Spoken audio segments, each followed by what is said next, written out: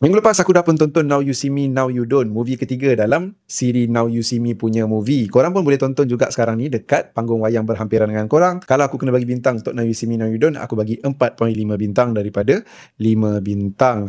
Kenapa aku suka dengan Now You See Me ni? Sebab bagi aku, first kali story dia best. Apa yang second, apa yang dia buat tu macam biasa, sentiasa memukau dan sentiasa buat aku rasa mind blown. Yang ketiga, kali ni ada orang baru berganding pula dengan otai lama dalam kumpulan The Horsemen ni. So, gandingan diorang, chemistry diorang memang sangat baik. Dan yang keempat, diorang betul-betul cuba nak buat fans Now You See Me ni terubat rindu. Macam aku tak rasa sangat sebab aku marathon dulu. Dekat Netflix boleh tengok lagi Now You See Me yang first dengan second sebab akan leaving soon dekat Netflix by end of this month. So gap aku layan movie kedua dengan movie ketiga tu beza sehari je. So tak rasa rindu sangat. Tapi kalau korang dah lama tak tengok Now You See Me yang first dengan second, korang mungkin akan rasa rindu tu sebab korang tengok lah Now You See Me, Now You Don't, baru korang faham kenapa korang terubat rindu. Sebab memang sambil bagi kita rasa terpukau dengan apa dia orang buat, ada nostalgia act dalam tu banyak gila.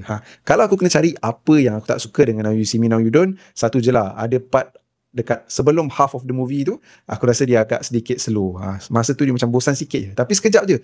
Itu je lah. Lain daripada tu, seriously Now You See Me, Now You Don't ni best. Korang memang, kalau korang pernah tengok lah Now You See Me ataupun tak pernah tengok, korang memang kena tengok movie ni.